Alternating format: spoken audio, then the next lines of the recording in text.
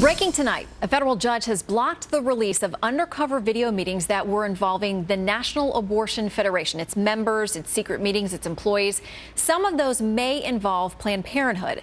Congressman Trey Gowdy is here with his new push to defund Planned Parenthood, just how far they'll go on Capitol Hill. But first, Trace Gallagher with the breaking news. Trace.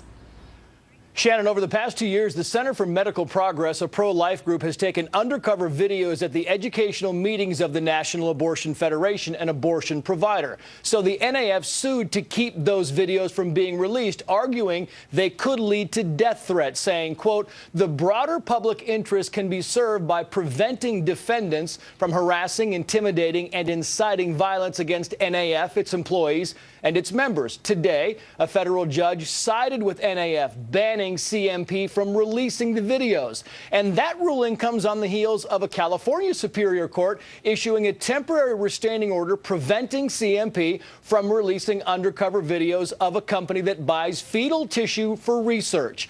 Pro-life advocates say the legal action is just an attempt to hide the horrible truth. So far, CMP has released 3 different videos showing senior-level employees of Planned Parenthood casually talking about selling fetal tissue and graphically explaining techniques used to remove the most valuable parts of aborted babies. The most recent video shows the vice president and medical director of Planned Parenthood of the Rocky Mountains talking about how to maximize profits while avoiding legal consequences. Of course, selling fetal tissue for profit is against the law. CMP claims it has at least 9 more undercover videos, though it's unclear if any will be released. And amid the controversy, Hillary Clinton acknowledged this week that she found the Planned Parenthood videos disturbing, saying that while Planned Parenthood has done good work for women, this raises questions about the whole process, though she did not expound on exactly what process. But last night she posted on Twitter, quoting here,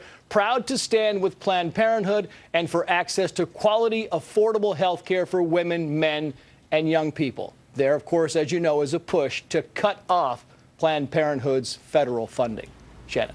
Trace, thank you so much. And on that, joining us now, South Carolina Congressman Trey Gowdy has joined the effort to defund Planned Parenthood. And the stakes could be pretty high here. Congressman, thank you for joining us.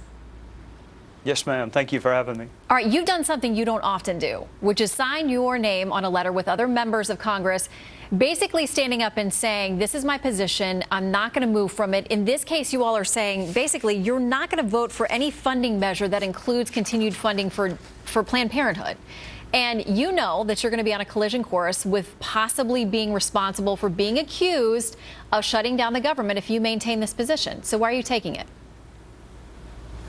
Well, because I don't believe in infanticide, Shannon, and there are certain things that define us as a decent people, as people of good conscience. And when you watch these videos, as barbaric and depraved as they are, when you are discussing the selling of body parts while you're eating a salad, like you're talking about a stock tip, and then the latest video where you are right on the precipice of discussing homicide. If you look at the quote, folks who come in after delivering but still want a procedure, what does that mean? If that's not partial birth abortion, what does it mean? The people that I work for, Shannon, do not want to fund that. So, you know, people could disagree about a woman's right to choose and Roe versus Wade and its progeny, but this is barbaric and it is depraved.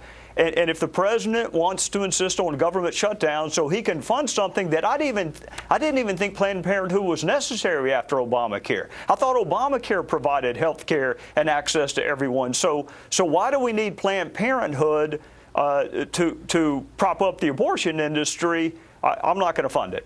Okay, are there Democrats, pro-life or not, people that just have concerns about these videos that you think will join Republican efforts?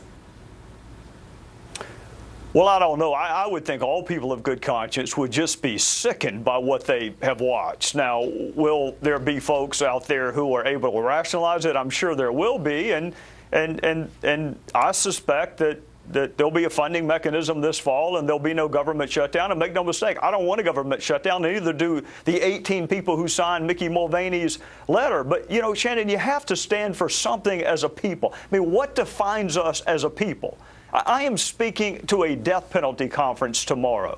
There is more sobriety in discussing the heinous acts of death row inmates than there was in the discussion of selling baby body parts. So if that does not define us as a people, then perhaps I'm in the wrong line of work and I may be in the wrong republic. The America that I believe in, the people that I represent, do not expect me to fund the barbarism, the depravity that I have seen on these videos.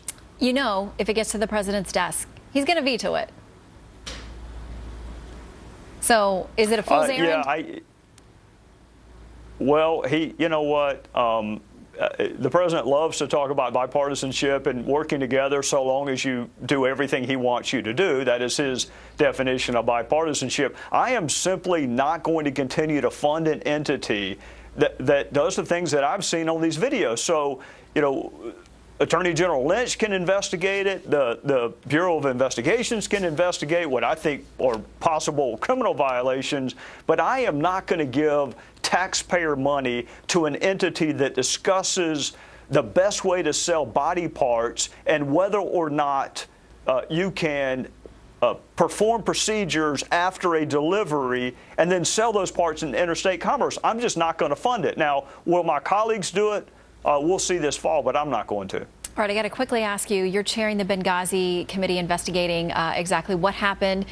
Do you think any of these new releases we got from the State Department today, the new round of Hillary Clinton emails, some of them heavily redacted, will have any impact or be of help to your committee? Probably not.